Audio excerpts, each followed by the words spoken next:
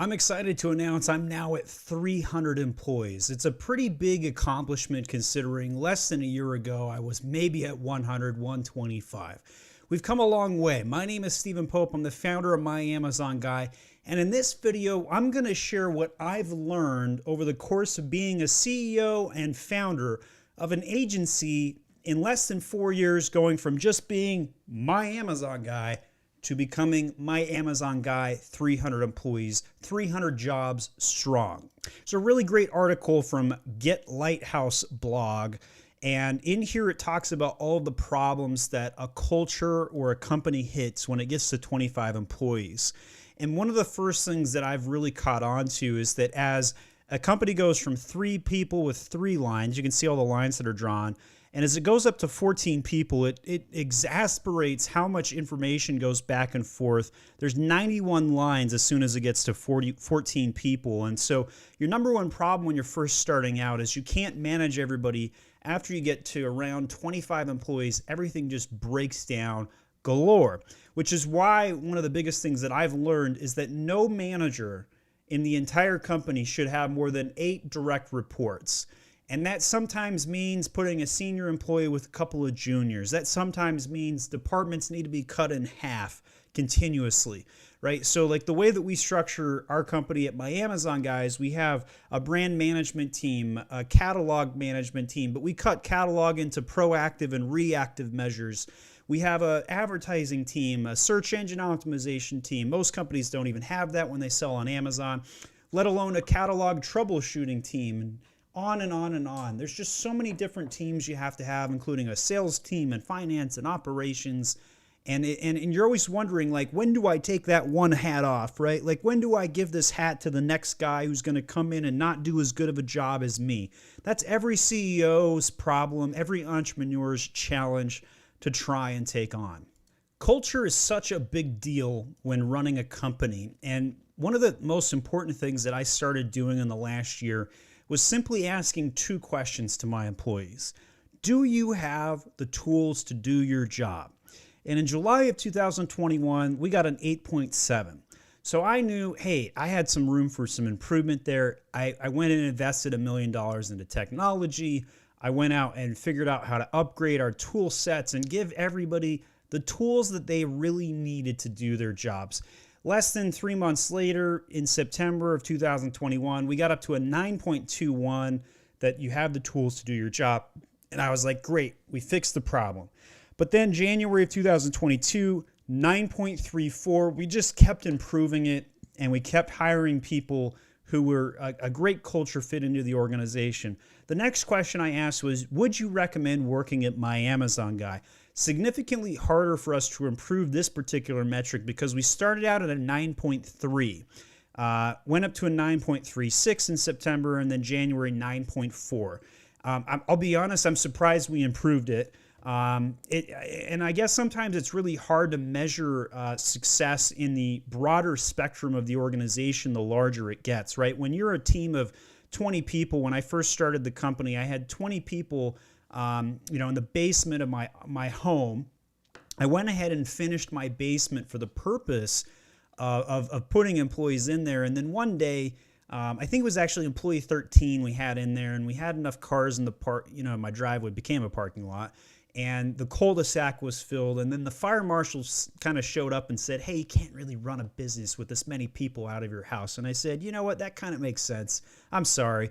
And then 2 days later, we moved out, and this was all pre-pandemic. So we actually became a remote business 1 year into the operation, and we've been remote ever since. It's been fantastic. I plan on never having a physical building ever again. And that's part of one of our keys to success, is just really embracing a remote culture as an agency.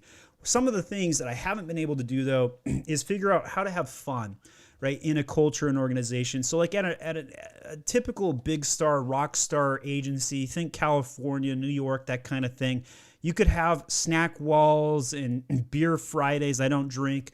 And you could have all of these sort of events and culture building opportunities where people are getting together and hoorahing.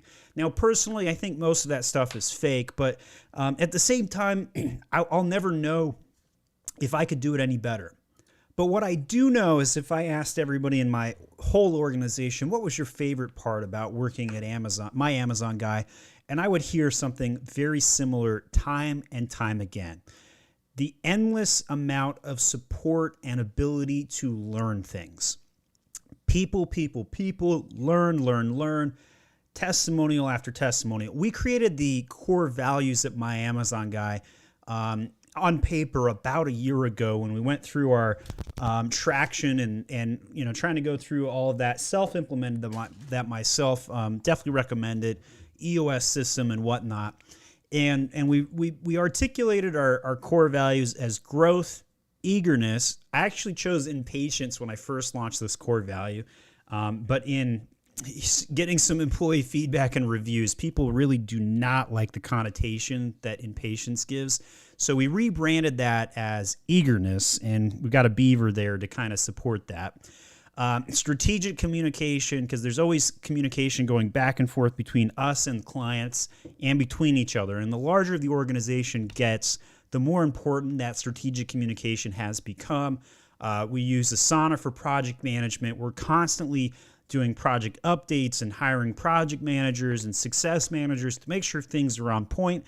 And then at the end of the day, we're in the business of nonstop deliverables. So if we don't tell our customers what we're up to all the time, they ask questions. And it's, a piece of advice to other agencies out there. You want to answer every question your clients have before they ask it. And if you do that, you're doing a good job. Tech savviness. So this one is one of the hardest to measure, in my opinion. We put down here 55 words per minute. The ability just to be an Excel guru, a Google enthusiast, train one time, master it kind of aspect. And it's a really hard one to get correct. But, with the nonstop deductive troubleshooting aspect of selling on Amazon or other things in e-commerce, I feel very firmly that's a great core value for us to select. And then our fifth and final one, get on base. It doesn't have to be a home run. You just have to get on base. And this is coming out of the Athletic A's Moneyball movie with Brad Pitt and Jonah Hill. And just the fact that we could get everybody to just get on first base because the next guy at bat can hit you home and get an RBI, right? And the measure twice, cut once framework just really doesn't work at an agency that has to deliver by 5 o'clock something of value every day to their clients and whatnot. We also separated out some manager core values like the ability to be soft on the people and tough on the issues and have extreme ownership, because without those things break down. And we use the EOS and traction scoring system with a plus or minus, or a minus. And if somebody has a minus on any one of these core values, we fire them. And that might seem harsh, and obviously we give people a chance to work into those core values, but we're really firm on this. We're going to attract people who these 4 or 5 core values are just a home run for them. And as long as there's a plus on 3 and a plus and minus on 2, that's a passing grade. But any minuses on any of those core values, boom, you're gone. And that's because we need people who are going to be exceptional servants to our clients and whatnot. The other thing that I feel like we've done really well is this pyramid of my Amazon guy, and I'll move my head over here for a second. Employees have to come first at an organization, especially one that's client-facing. And the way that I built this pyramid is I made ownership a butler at the very bottom, because in my opinion, ownership is the main job is to serve everybody above them, right? Today's my birthday and I've turned 35, and just kind of reflecting all of the missions and accomplishments we've been able to do, both at my Amazon guy and just my own personal career. It's been quite the adventure. When I first started out my career, I was actually a television reporter, which is why I like to do videos and communicate like this so frequently. It's also why my style is very short, concise, straight to the point, inverted pyramid, the actual opposite of what we've been looking at here. And that's because the information that matters most has to be in the headline, and if people want to keep reading, they can. That 5-second attention span has always been on my mind. And so I really hate the clickbait videos you see on YouTube. And although this video will be a little bit more meandering, because it's kind of a look back of 300 employees and all the cool things we've been able to accomplish. But finishing out this pyramid here, we have ownership at the bottom, management right above them, systems above that, clients, and then employees. And the real key note here is that employees must come first at My Amazon Guide, because if you have employees at the top of the pyramid, you're going to get better employees. And if you have better employees, they're going to treat customers better, which means what? Better customer experience. Better employees, better customer experience. Therefore, fire the asshole clients and empower your best employees. And if they have a concern in working with the client, you set boundaries, right? One of the things that we did is implemented the communication workflow. We ask clients for expectations before they onboard with us. I'll even ask things like questions like, on a scale of 1 to 10, what is the goal of your Amazon brand? 1 being profit at the cost of growth, and 10 being growth at the cost of profit. What's your number? And I know if somebody tells me a 1, 2, or 3, they probably shouldn't be hiring a marketing agency. And so we like to set those expectations and pair that correctly so that when we're going about our business, it's fun to do what we do. One of the most important things that I set out to do as a CEO of an agency was to always hire for competency. I think the mistake a lot of businesses make is they don't embrace competency. And just as one example, I completed my MBA in 3.5 months. And it was at a state university called Western Governors University. And it's a competency-based model. It worked out really great for me. Everything's a data point. I'm all about competency and accomplishment. And if you can prove you know the material, great. I don't care what college you went to. I don't care if you're a Harvard grad or you're a community college grad. It means nothing to me. I don't care where you've been. I care what you know and how you can add value to my company today. Now, if you don't have a lot of experience, sure, I'm going to pay you less. Absolutely. But for competency in a competency-based organization, you get to accelerate if you're a smart, value-adding, contributing member of society into the organization. And so what this has done is it attracts other competent members. And when competency surrounded by more competency and layers of competency, what that does is it propels the whole organization upward. And I just feel like most businesses have lost this, right? The woke crowd, for starters, and hiring for diversity. None of this is business, guys. That is the opposite of good business practices. So what this means is you want to have a culture that has all of the knowledge and the keys to success to actually drive your mission forward. Now, my mission as a company is to be the #1 Amazon education company in the world. I just happen to be an agency. But then we've gone out and we've created all of these other things that really help us accomplish that. We started Mag School, right? Which is courses for as little as $10 to go sign up and learn how to sell on Amazon. We also have over 1,000 videos on YouTube, and every Friday at noon, you can come in and ask me any question you want to help you on your way during your Amazon journey. Video after video, topic after topic, playlist after playlist, from everything from marketing, operations, finance, and much, much more. One of the coolest projects that I undertook in the last 6 months was hiring 130 interns in about 65 days. Sounds absurd. It's definitely a BHAG. That's a big, hairy, audacious goal. And it was wildly successful in our organization. Most of those interns were in the Philippines, some in Pakistan, and very few in the United States.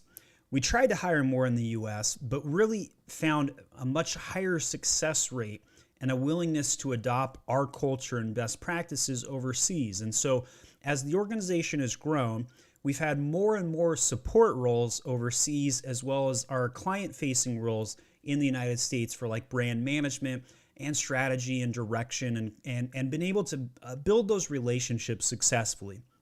With inflation at 25%, and looking ahead to see like how this is going to be a sustainable model, well, one of two things would have to happen. I'd either have to raise my prices as an organization, or I'm going to have to lower my capital required to pay the staff to run it to run the price at parity.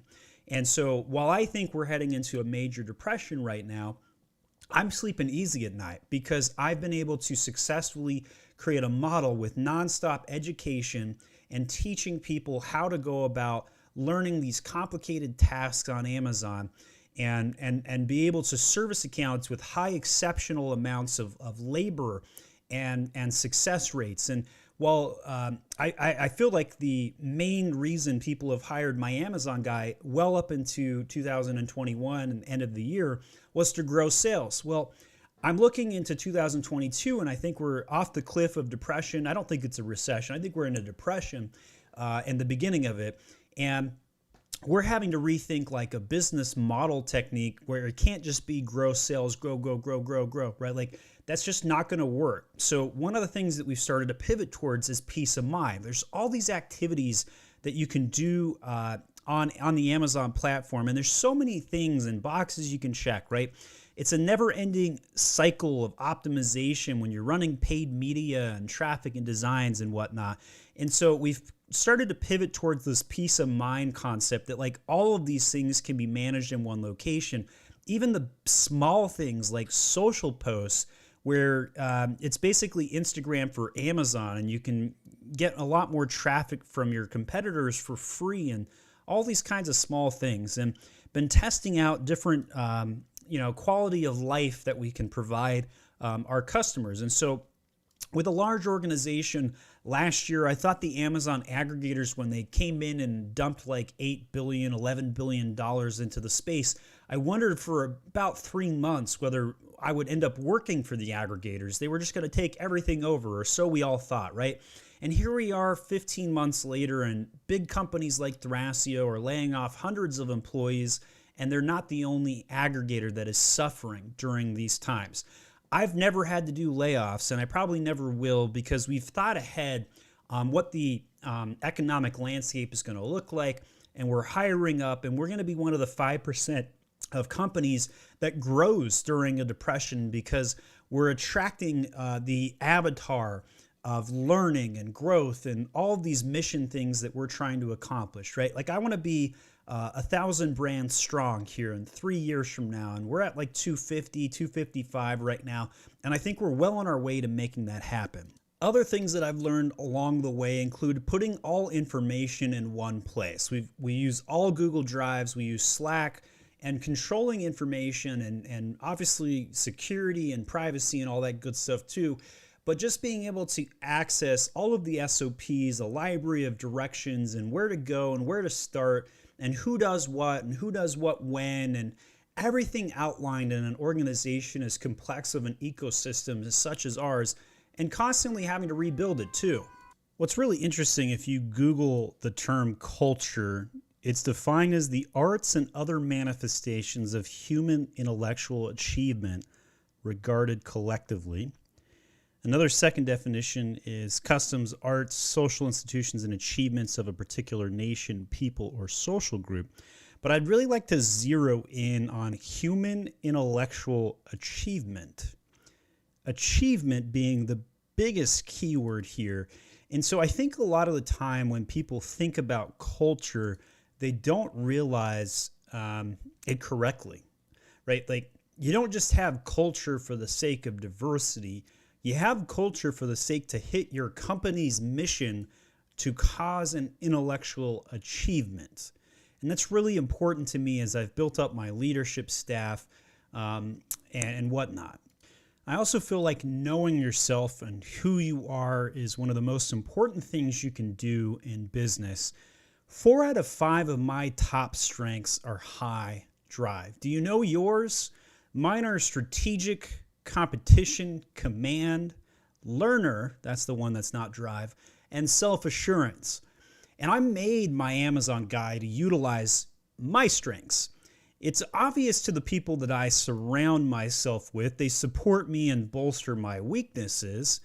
And I took the Strengths Finder more than 10 years ago. It's kind of like Culture Index 1.0 for me. And it's interesting to kind of, look at that. And I was talking to, my executive team the other day, and one of the members said, "Stephen, your Strengths finder describes you to a T. No doubt if Mag was a baby, it would undeniably be your child. Can see all of your strengths and how Mag is structured.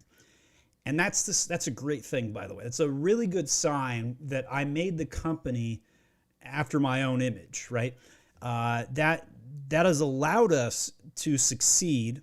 And it's also kind of fun, right? To give life to something. That's every entrepreneur's dream, is to give life to something. So as we celebrate 300 employees, as I celebrate my 35th birthday today, I'm just really excited by culture and hiring and people. And I get to do all kinds of fun things, and I still go on interviews. And I spend most of my time teaching and training and bolstering culture up within the organization, because culture is a top-down thing. You cannot build culture from the bottom up. It just simply doesn't work. You have to build it from the top down. And in my case, I built it from the ground up, from the top down, as I built the entire organization. I made sure of it. I knew exactly what I wanted to do. I had worked in so many organizations that fell apart because of a lack of a cohesive mission, a culture, or a vision. And you really need to know where you want to go.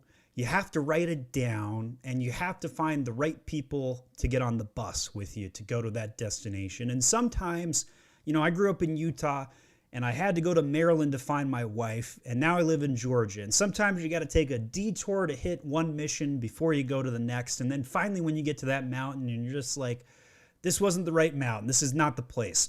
Sometimes you feel like the Mormon pioneers heading out west. And then finally, they get to the Utah Valley and they say, this is the place. And then the next thing they did is they freaking made a grid system for the entire road system. So like, you can take a straight line every direction, west, east, north, south, throughout the entire Salt Lake Valley, right? Like, that was strategic vision. That is exactly how I've built my company. It's exactly how we've positioned it. And I hope I get to make the next video a couple years from now when we hit 1,000 employees. It'll be really fun and exciting to be able to do that, look back and see that milestone also accomplished. So by the way, we are always hiring at My Amazon Guy. And if you want to check us out, just go to myamazonguy.com/jobs. You can join the team. We're always hiring for competent individuals. And you've heard firsthand, first from the CEO himself, founder of the company, why we do what we do. And if that was attractive to you, we've got positions in brand management, directorships, advertising, copywriting, graphics, social media, sales management, and much, much more. We also need IT support staff. We're building out thousands of automations and Zapier tasks and much, much more. So check us out, myamazonguy.com/jobs. We've got employees all over the world, from the United States and North America down to the South American continent, Argentina and Brazil. We have people over in the European continent with United Kingdom, Spain, Romania, Turkey. Also over in Asia with Pakistan and the Philippines. So hope you guys check us out. We're super excited to continue our growth. We need your help. You're part of our future and our culture. Check out these other videos where I talk about competency and hiring. My name is Stephen Pope, and I'm the founder of My Amazon Guy.